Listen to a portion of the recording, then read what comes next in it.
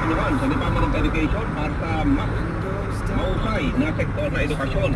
Bagamat aminado siyang hindi lahat ng mga kailangan ay magagawa sa loob ng 3 taon, pero kung matututukan at may pagpapatuloy ito sa mga susunod taon ay tiyak na magiging mas maganda ang edukasyon sa bansa.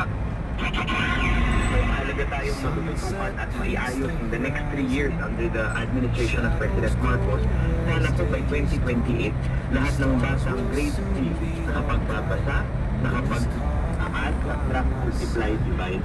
Again po, nakamit ang bawat batang Pilipino na lahat, yun po ang level grade 3 bago umakyat ng grade 4. Talaga po, armado siya na magawa lahat ng pwede niyang gawin at matutunan ng lahat ng pwede niyang matutunan pag-akyat sa ibang level.